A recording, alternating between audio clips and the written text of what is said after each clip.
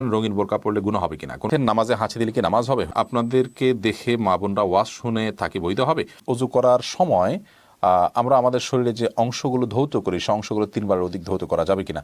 অনেকেই আছেন যারা স্ত্রীর সাথে মনোমালিন্য হলে বলে তোমাকে রাখবো না বা রাখতে চাই না, এরকম কথা কি স্ত্রী তালাক হবে? ভাত খাওয়ার সময় নাকি সালাম দেওয়া যায় না। আমি নিয়মিত আপনার ভিডিও দেখে আমার স্ত্রী নিয়মিত সালাত আদায় করেন, সূরা কেরাত পাঠ করে থাকেন, পর্দাও করে চলেন, কিন্তু আমার স্ত্রীর একটা অভ্যাস হলো তিনি নিয়মিত ইন্ডিয়ান সিরিয়ালগুলোর রোমান্টিক দৃশ্যগুলো দেখেন, এতে তার গুনাহ হবে কি?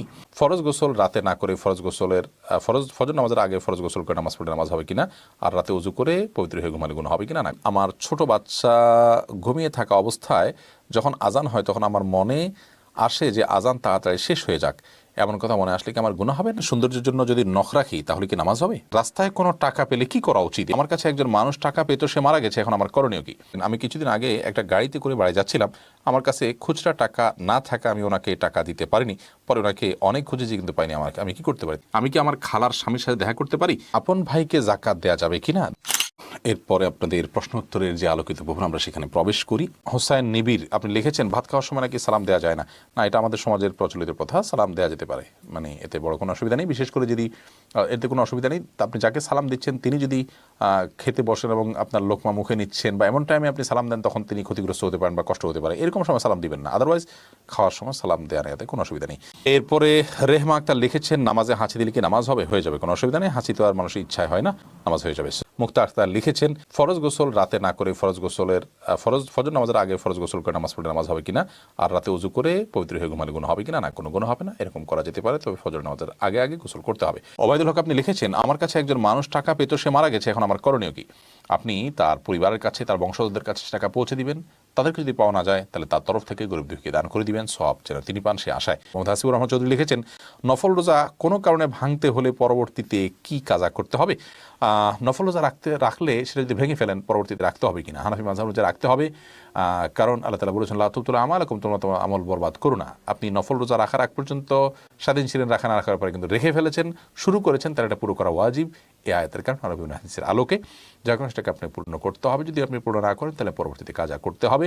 যদিও বিষয়ে হাম্বলি ফিকহের ওলামা ইকরাম বা আহলে হাদিস ওলামা ইকরাম তাদের দৃষ্টিভঙ্গি ভিন্ন, তারা বলেন যে আপনার কাজা করতে হবে না, কারণ এটা নফল। এরপরে এমরি নাজরুল ইসলাম আপনি লিখেছেন আপন ভাইকে জাকাত দেয়া যাবে কিনা, দিলে জাকাত আদায় হবে কিনা? আপন ভাইকে আপনি জাকাত দিতে পারেন, তিনি যদি আপনার প্রাপ্তবয়স্ক হয় এবং অভাবী হয়। আপনি বড়, আপনার ভাই আপনার অধীনস্থ প্রাপ্তবয়স্ক নাবালিগ, তাহলে আপনার বাবার যদি সামর্থ্য না থাকে বা বাবা যে না থাকেন, তাহলে তার দায় দায়িত্ব তো আপনাকে বহন করতে হবে, আপনি তাকে জাকাত দিতে পারবেন না। বাট ধরুন তিনি প্রাপ্তবয়স্ক, তার বালেগ হয়ে গেছে, এখন আপনার দায় দায়িত্বের বাইরে, অথবা তার সংসার আছে আলাদা কিন্তু অভাবী, তাহলে আপনি তাকে জাকাত দিতে পারবেন এবং দিলে বেশি সওয়াব হবে। হাদিসে আসছেন নবী করিম সাল্লাল্লাহু আলাইহি ওয়াসাল্লাম বলেছেন as-সাদাকাতু আলাল ফুকারা, সাদাকা সাধারণ গরিবদেরকে দিলে শুধু সাদাকা দানের সওয়াব হবে, আর নিকটাত্মীয়রা যদি হয় তাদেরকে দান করলে, তাদেরকে জাকাত দিলে এটা ডাবল সওয়াব হবে। সিলাতুন ওয়া সাদাকাতুন, আত্মীয়তার বন্ধন রক্ষা করাও হবে, আবার আপনার সাদাকার সওয়াবও হবে। আজনীন আপনি লিখেছেন আমি কি আমার খালার স্বামীর সাথে দেখা করতে পারি? আপনার খালার স্বামী মানে হলো আপনার খালু। আপনার যদি খালু হয় তাহলে সেক্ষেত্রে সেই খালুর সাথে আপনি দেখা দিবেন না। মামা যদি হয় তাহলে তার সাথে আপনি দেখা দিতে পারবেন। কোহিনুর আক্তার দেখা দিবেন আপনি খালুর সাথে। ইয়াকুয়াই লিখেছেন আপনাদেরকে দেখে মা বোনরা ওয়াজ শুনে তাকে বৈধ হবে? এই বিষয়ে আমরা বারবার উত্তর দিয়েছি, এটা মৌলিকভাবে জায়েজ আছে। মেয়েরা পুরুষদেরকে যদি দেখেন এবং যদি তাতে ফিতনার কোনো ভয় না থাকে তাদের জন্য এটা দেখা জায়েজ আছে। ফারজানা মিলি এর পরের প্রশ্নটি করেছেন নওশিন আক্তার আপনি লিখেছেন রাস্তায় কোনো টাকা পেলে কি করা উচিত? এই বিষয়ে আমাদের একটা ভিডিও আছে, স্বতন্ত্র, এটা শুনে নেবেন। যদি খুব অল্প স্বল্প হয়, সামান্য হয়, এটা আসলে কেউ খুঁজবে না, আপনি নিজে অভাবী হলে খেতে পারেন বা কোনো গরিবকে দান করে দিবেন। যদি উল্লেখযোগ্য হয়, যেটার মালিক এটাকে খুঁজে বেড়াবে মনে হয়, তাহলে এটা খুঁজে বেড়াতে হবে, বিভিন্নভাবে ঘোষণা দিতে হবে, এবং দিতে দিতে দিতে দিতে যখন নিরুপায় হয়ে যাবেন এবং নিশ্চিত হবেন যে এটার মালিক আর পাওয়া যাচ্ছে না, তাহলে সেক্ষেত্রে কোনো গরিবকে আপনি দান করে দিবেন। আর নিজে যদি অভাবী হন, অভাবগ্রস্ত হন, হকদার হন খাওয়ার, তাহলে নিজে খেতে পারেন। এমনি তামিম আপনি লিখেছেন অজু করার সময় আমরা আমাদের শরীরে যে অংশগুলো ধৌত করি সেই অংশগুলো 3 বারের অধিক ধৌত করা যাবে কিনা? না, 3 বারের অধিক ধৌত করাটা হলো পানির অপচয় করা এবং সময়ের অপচয় করা। শয়তানের সময় আমাদের মধ্যে ওয়াসওয়াসা ঢুকায় দেয়, সূচিবায়ু তৈরি করে, যার কারণে আমরা অনেকে মনে করি শুকনা থাকলো কিনা। ভালো করে ডোলে 3 বার ধুলে এরপর আর শুকনা থাকবে না, এটা নিয়ে আর আমাদের দুশ্চিন্তা করার কোনো প্রয়োজন নাই এবং অতিরিক্ত পানি অপচয় করা উচিত নয়। লাকি মীর আপনি লিখেছেন, মৃত্যুর পর হিসাব নিকাশের পর কি জান্নাতে বাবা মার সাথে দেখা হবে আর দুনিয়ার কোনো কথা মনে থাকবে? আলমুল গায়েবের বিষয়, দুনিয়ার কোনো কথা, দুনিয়ার অনেক কিছু মনে থাকবে না, হাদিস থেকে বোঝা যায়, কিন্তু সব কিছু যে মনে থাকবে সেটা হাদিস থেকে বোঝা যায় না, আল্লাহ আলম। আর হিসাব নিকাশের পর বা আমার সাথে সাক্ষাৎ হতে পারে, বিশেষ করে উভয় যদি জান্নাতি হয় তাহলে তো অবশ্যই সাক্ষাৎ হবে।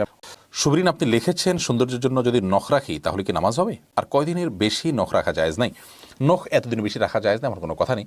তবে 40 দিন পর্যন্ত এই যে শরীরের অবাঞ্ছিত লোমটোম এগুলো কাটার কথা বলা হয়েছে, এগুলোর পাশাপাশি নখ আমরা কেটে ফেলবো, এটা সর্বোচ্চ।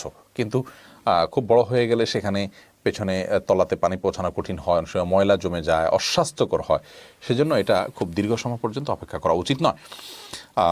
সৌন্দর্যের জন্য আপনি নখ যদি রাখেন নামাজ হয়ে যাবে, কোনো অসুবিধা নেই। আপনি অজু ঠিকমতো করলে পানি পৌঁছালে চলবে ইনশাআল্লাহ। তবে তার উপরে যদি আপনি নেল পালিশ ইত্যাদি ব্যবহার করেন সেটা আপনার উজু না হবে না তার ফলে, এবং তার ফলে নামাজও হবে না।